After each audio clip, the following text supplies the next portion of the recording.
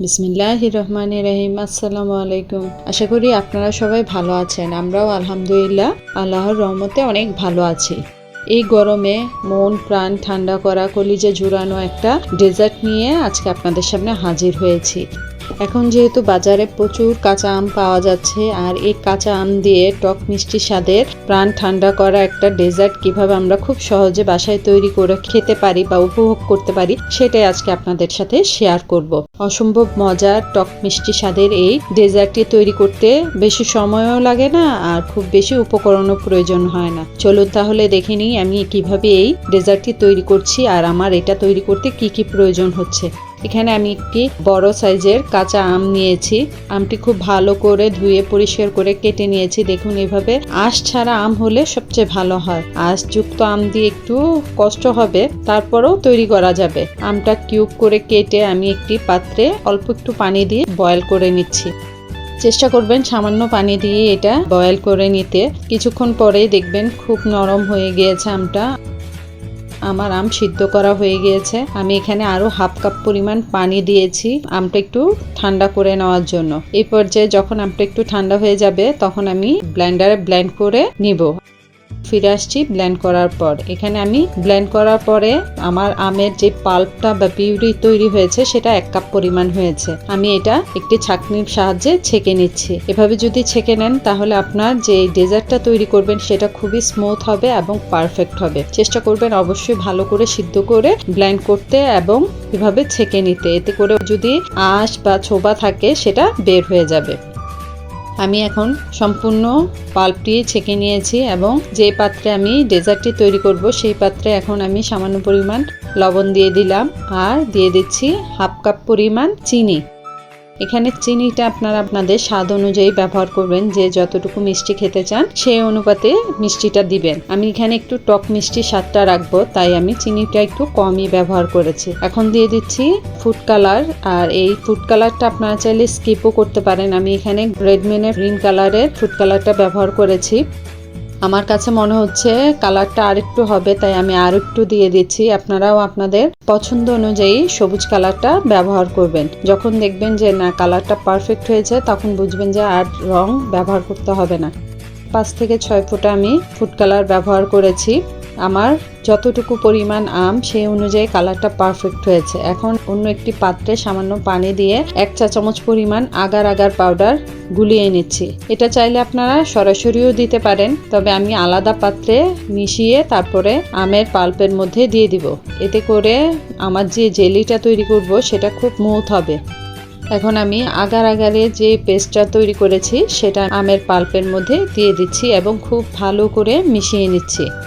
এই পর্যায়ে চুলার আঁচটা লো মিডিয়ামে থাকতে হবে, না হয় আগার আগার দেওয়ার সাথে সাথেই আমের পাল্পটা দলা পেকে যাবে, একখানে গিটলি বেঁধে থেকে যাবে। এখন খুব ভালো করে নাড়াচাড়া করার পর যখন দেখবেন যেভাবে বলক চলে এসেছে, তখন বুঝতে হবে আপনার জেলিটি সেট হওয়ার জন্য পারফেক্ট ভাবে তৈরি হয়ে গিয়েছে। যে পাত্রে আমি জেলিটি সেট করব সেই পাত্রে ঢালার আগে কিন্তু অবশ্যই আমি আবারও ছেঁকে নিচ্ছি, যাতে করে যে ফেনাটা বা অতিরিক্ত লাম্পস যদি থাকে সেটা যাতে জেলির মধ্যে না পড়ে, তাই আমি ছেঁকে ব্যবহার করছি। আপনারাও এভাবে ছেঁকে জেলিটা সেট করবেন।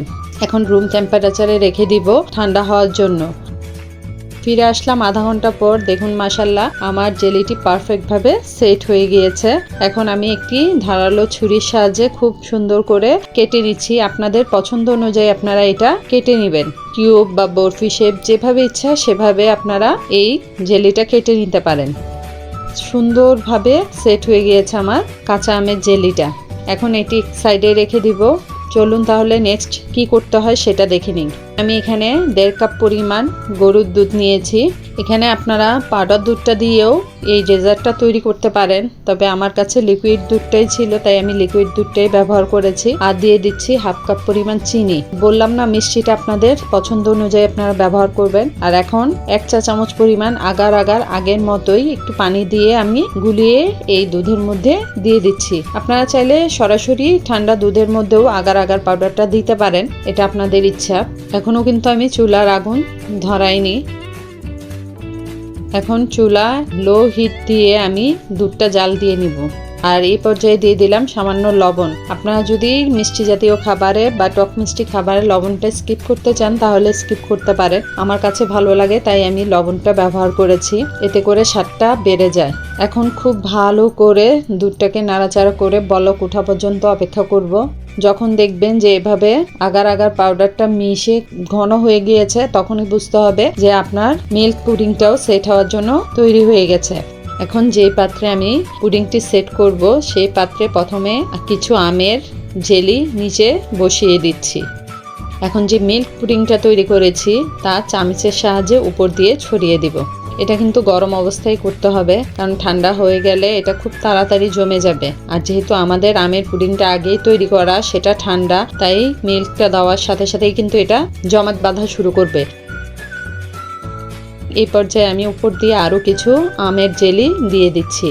এভাবে করে আম আর দুধ দিয়ে খুব সহজে আমরা কলিজা ঠান্ডা করা একটা জেলি বা ডেজার্ট তৈরি করে ফেলতে পারি বাসায়। এখন আমি এই মিল্ক পুডিংটা সেট হওয়ার জন্য রেখে দিব।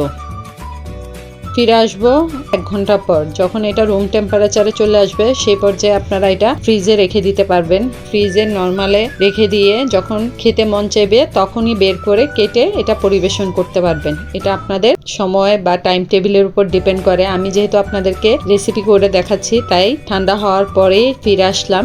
এখন আপনাদেরকে কেটে দেখিয়ে দিচ্ছি মাশাআল্লাহ কতটা লোভনীয় আর পারফেক্ট হয়েছে এই কাঁচা আমের টক মিষ্টি স্বাদের ম্যাঙ্গো মিল্ক পুডিং। এটা গ্রিন ম্যাঙ্গো মিল্ক পুডিং নামেই পরিচিত। এই গরমে প্রশান্তি দিবে যদি এরকম ঠান্ডা ঠান্ডা একটা ডেজার্ট আপনারা উপভোগ করতে পারেন। কাঁচা আম দিয়ে তো আমরা কত রকমের রেসিপি তৈরি করি। একবার এভাবে কাঁচা আমের মিল্ক পুডিং তৈরি করে খেয়ে আমাদেরকে কমেন্টের মাধ্যমে জানাবেন আপনাদের কাছে এই রেসিপিটি কেমন লেগেছে। আমাদের রেসিপিগুলো যদি আপনাদের ভালো লেগে থাকে অবশ্যই লাইক, কমেন্ট আর শেয়ার করতে ভুলবেন না। আর এরকম নতুন নতুন ইউনিক রেসিপি যদি দেখতে চান তাহলে কমেন্টের মাধ্যমে অবশ্যই আমাদেরকে জানাবেন। আজকে এই পর্যন্তই, দেখা হবে পরবর্তী কোনো নতুন ভিডিওতে। সে পর্যন্ত সবাই ভালো থাকবেন। আল্লাহ হাফেজ।